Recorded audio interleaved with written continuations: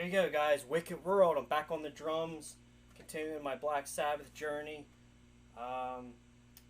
Celebrating the rare live recordings that are a little more easier to find now. Celebrating the bootleg stuff that's starting to become a little more, well, for me, for the first time, becoming a little more visible to see, buy, and hear. So that was Wicked World, obviously taken from their debut album, Black Sabbath, released in 1970. This is the live version that was taken from the Rugman's Youth Club in Dumfries, Scotland on November 16th, 1969. As you can see, the rating, very good quality audience recording. Again, it's kind of like a bootleg here. Sound quality is not going to be perfect. I mean, this was like, again, it's a bootleg, so somebody recorded this, and long story short, this stuff is starting to become visible, and people like myself are out there trying to collect these things to listen to the early stuff that's never been released or heard before. Wicked World, that's one of the more bluesy, jazzy, swingy tracks from Sabbath. Some great pictures. Again, Bill Ward on the Ludwig gray ripple wrap color looking kit.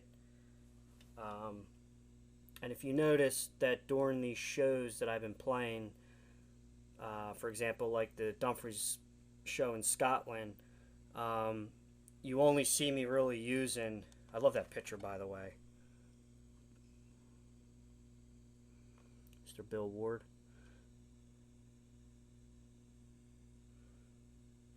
But if you notice, I was playing the majority of all the drum stuff from this show on just one cymbal to kind of replicate or to kind of mimic what it would sound like with just playing a whole show on just one cymbal like Bill Ward at this particular show. And again, as I talked about before on the drums, I'm using a Boss, and I'll show you in a second, I'm using a Boss BD2 blues driver. And then next to that, on the left of the chain, I have a Boss GE7 equalizer, and I have a little bit of slapback delay on the Roland Microcube amp, just to kind of mimic. And also I have the dance floor setting on the Roland drum kit to try to mimic the sound of a bootleg sounding kind of atmosphere. So the drums sound very distorted, as you can hear, and I did that on purpose for my drums to try to blend in with the bootleg recording, to make it sound kind of vintage and authentic and bootleg, you know, like real shitty sound quality. You know, I mean, if you're Black Sabbath playing in a venue like in a club or in a bar like they did in the early days, that's what it would have sounded like. Acoustics would have been very compressed and loud, maybe noisy, maybe not even so much like a musical loud, but kind of just noisy.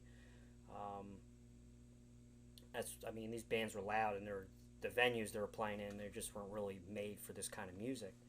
But they did it. They pulled it off. Maybe they were for the music. Maybe the rodeo or the audio sound engineers, maybe they just were drunk or something. They weren't on the I don't know, but it sounds like crap when you really listen to the acoustics. But the playing is absolutely phenomenal, spot on. This is also the same exact album as the one I just showed, live at Rugman's Youth Club, November 16th, 1969.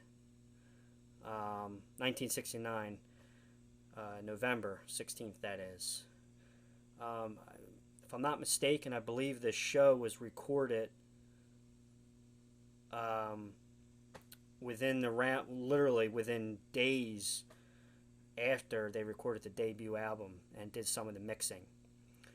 I love this cover too. I have two copies of this. I have this one, and then I have the other one, the one I just showed, but I had to get both of them because of the pictures, and you know, I'm just an authentic collector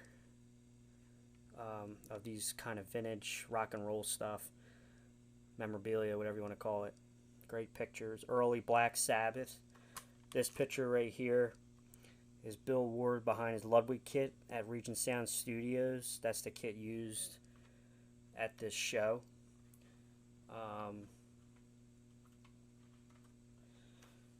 But the other CD or album has a little bit more songs than this one, but it's the same show, I found out.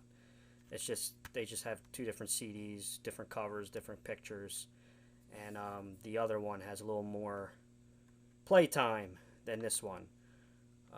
But this one I mainly bought because of the pictures on the back, and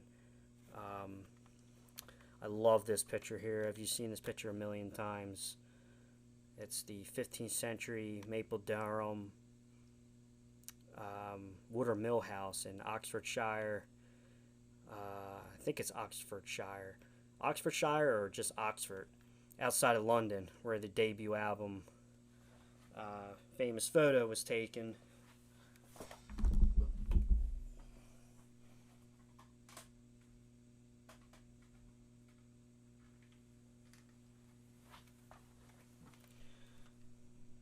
Almost knocked the camera over.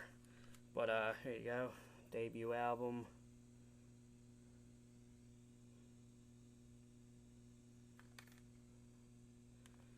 And then we got the, this is a more modern day picture of what the location looks like. It's in like this psychedelic blue and purple, which is really cool.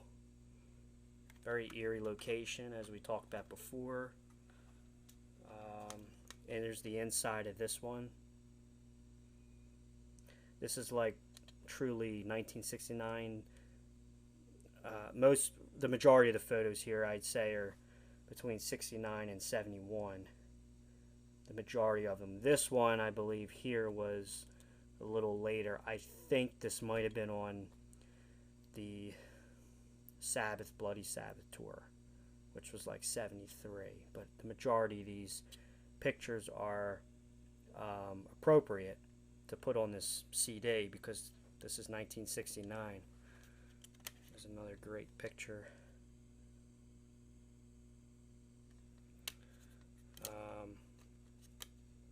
Yeah, check out the CD picture disc, Dumfries, 1969. And I have it in the description, but I listed the gear that was being used at this show, and I found that out through this. the credits inside right here actually tell you the gear that they were using. I'm not going to go over it. It's in the description if you want to read it if you're interested, if you're a geek like myself.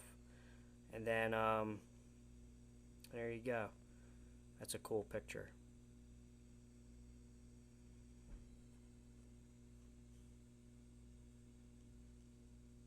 I really enjoyed playing that version, by the way.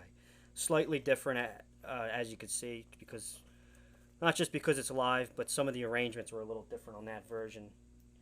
And Wicked World was played on Black Sabbath's live set list in the early sunrise of 1970.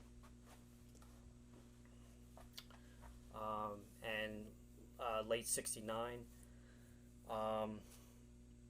There's a version I think played in Copenhagen that can be heard on YouTube in December, I believe, 1970. And there's the epic version that you can hear on the Past Lives Black Sabbath album and the Live at Last Black Sabbath album. And just recently, I don't have it, but I'm going to get it soon. Definitely when I start doing some songs from the Volume 4 album, which I would like to do. Don't know when, but I'd like to do it. But they just recently, they released, I think in the past like year and a half or year, they released the Volume 4 Super Deluxe edition, and it has the full version of Wicked World live, I believe played at the Rainbow Theatre in London in '74 during the Bloody Sabbath tour, I believe it was. And it's the same version that's on the Past Lives and the Live at Last albums, but it's the extended. I never knew that. Apparently, I thought I heard the full live version of that when I heard those two albums, Past Lives and Live at Last. But the Super Deluxe edition came out of Volume 4, and one of the bonus tracks on there is Wicked World, and it's super long. I'd say it's maybe longer than like the whole A Bit of Finger, Sleeping Village, Warning medley. And on the Super Deluxe Wicked World live version, they go into a medley where they play Into the Void, and I think they played Supernaut. I think there's a drum solo, there's a guitar solo. Really cool, so check it out. One of these days, someday, I'd like to do the whole show. Definitely something on my bucket list, for sure. Definitely for sure. So real quick, and also I tried getting my 14-inch classic maple floor tom in there. I don't know if you could hear it because I had the Remo silent stroke head, but I really tried to get some more bigger tom sounds. So I was pounding that guy in the video. I'm using a Ludwig Speed King again. Ludwig 14-inch classic maple black oyster pearl floor tom with a Remo silent stroke head just for volume purposes.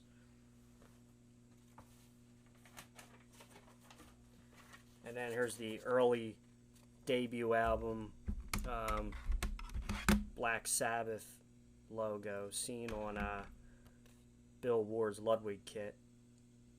Again, he only had like one cymbal to ride on. He had a splash, and then he just had his hats. That was it. Very simple kit. 22-inch kick.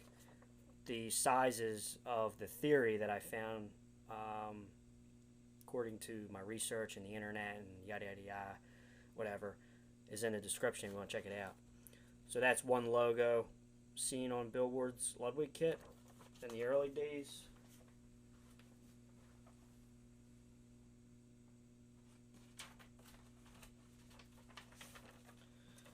And then here's an earlier Black Sabbath logo seen on his kit.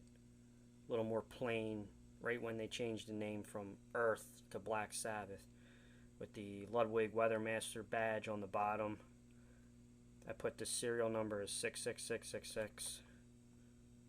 just for giggles.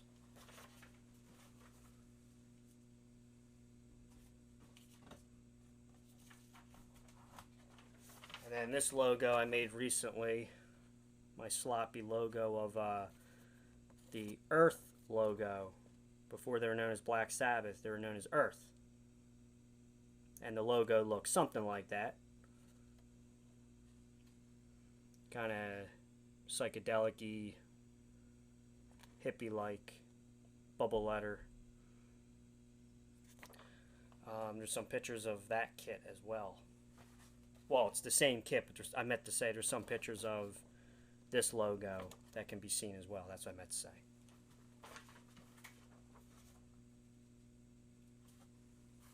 And I'm wearing my classic vintage, it's hard to see, this is my first original Black Sabbath shirt I ever got. It's hard to see this one. If you go on my YouTube channel, check out my demo take of my guitar take of Into the Void from the Master of Reality album. I was wearing this shirt. I recorded that video about when I was 22. I'm 29 now. So it was quite a few years ago. This was the shirt I was wearing. It just looks like a black t-shirt, but it's actually the 1978 Never Say Die tour shirt. If you kind of see it. It's faded looking. It's supposed to look faded. It's not faded because it's old. It's just faded because it's supposed to look like a tour shirt, and it's faded. Retro, vintage relic. And this is also the shirt I wore in my Bloody Sabbath video where I played guitar. Check it out. That one's actually pretty good. And the Into the Void video was my first YouTube video I ever made. That's why the lighting and even the playing is not the greatest. That's not my favorite video, but I just re-uploaded the Into the Void video not too long ago because I was going through all my outtakes and I found that, and that was my first YouTube video I ever made. So, and it just happened to be a Black Sabbath song. I was 22 years old, and this was the shirt I was wearing. So it's hard to make out what the shirt was in that video. Not to get too off topic, but that's the shirt. The 1978 Never Say Die album, which I got right here. It's the tour album shirt. It goes with the album. We're going to do all the Black Sabbath stuff eventually. So anyway, thanks again, guys, for checking out the videos. Again, real quick, I've talked about it before. These are the machines behind the camera. So we got our Boss BD2 Blues driver, which is supposed to replicate a vintage tube amp. But I use it for a little bit of gain or distortion on top of the drums to make the cymbals sound really fuzzy and distorted sounding for that bootleg sound. And then I have an equalizer just trying to EQ the drums a little more to sound like the ambient setting, the ambient atmosphere of a bar or a club. And I'm using the Roland Microcube amp on the JC Clean setting, just a little bit of slapback delay to get that echoey effect. And that's it, guys. Thanks again. Thanks for checking out the videos. We got a few more videos that I'm going to do from the Dumfries show on the drums. And might do some more Sabbath stuff on guitar. So stay tuned. Thank you very much. Please subscribe to the channel. Rockstars92. Alright, rock on.